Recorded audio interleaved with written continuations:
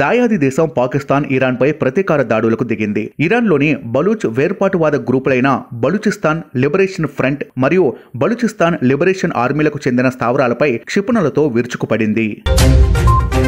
రాష్ట్ర ప్రజలకు CM Jagan good news చెప్పారు. పేదలందరికీ ఇళ్ల పథకంలో భాగంగా నేడు లబ్ధిదారుల ఖాతాల్లో 47 కోట్ల తొలి విడత వడ్డీ రియంబర్స్మెంట్ డబ్బులు జమ చేయనున్నారు.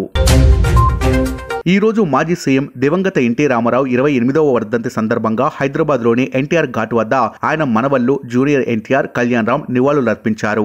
తెలంగాణ రాష్ట్ర ప్రజలందరికీ డిజిటల్ హెల్త్ కార్డులు ఇవ్వబోతున్నట్టు సీఎం రేవంత్ రెడ్డి ప్రకటించారు. దావోస్ వేదికగా జరుగుతున్న వరల్డ్ ఎకనామిక్ ఫోరం సదస్సులో హెల్త్ కేర్ డిజిటలీకరణ అంశంపై మాట్లాడిన రేవంత్ రాష్ట్ర ప్రజలకు డిజిటల్ హెల్త్ కార్డులను రూపొందిస్తున్నామని ప్రకటించారు.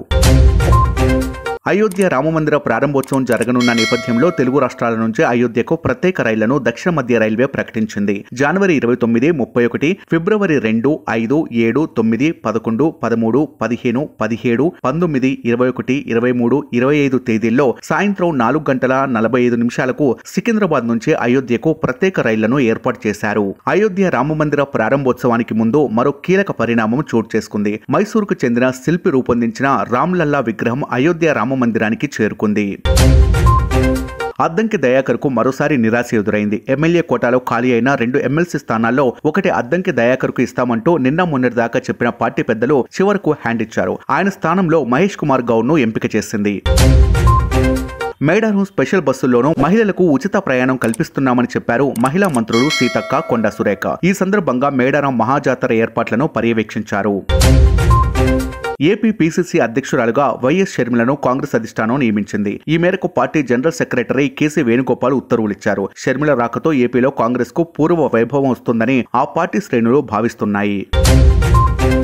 ఆఫ్ఘనిస్తాన్తో జరిగిన 3వ టీ20 మ్యాచ్లో భారత్ అద్భుత విజయం సాధించి సిరీస్ కైవసం చేసుకుంది. కెప్టెన్ రోహిత్ శర్మ 69 బంతుల్లో 11 ఫోర్లు, 8 సిక్సర్లతో 121 పరుగులు చేయగా, రింకు సింగ్ 39 బంతుల్లో 2 ఫోర్లు, 6 సిక్సులతో 69 రన్స్ చేసి నాటౌట్గా నిలిచాడు. హనుమాన్ సినిమా చూసిన నందమూరి బాలయ్య చిత్ర యూనిట్ ను ప్రశంసించారు. సినిమా కన్నుల పండుగలా ఉందని కితాబిచ్చారు. సినిమాలో బోలెడంత కంటెంట్ ఉంది. టేకింగ్ లో ప్రశాంత్ వర్మ బాగా హ్యాండిల్ చేశాడని కొనియాడారు. ఇవాళ ఉదయం నమోదైన వివరాల ప్రకారం 22 క్యారెట్ల 10 గ్రాముల బంగారంపై 350 తగ్గి 57,700కు చేరింది. అలాగే 24 క్యారెట్ల బంగారంపై 380 తగ్గి 62,950గా నమోదైంది. దీంతో పాటు వెండి ధర తగ్గింది. కిలో వెండిపై 600 తగ్గి 77,400కు చేరుకుంది.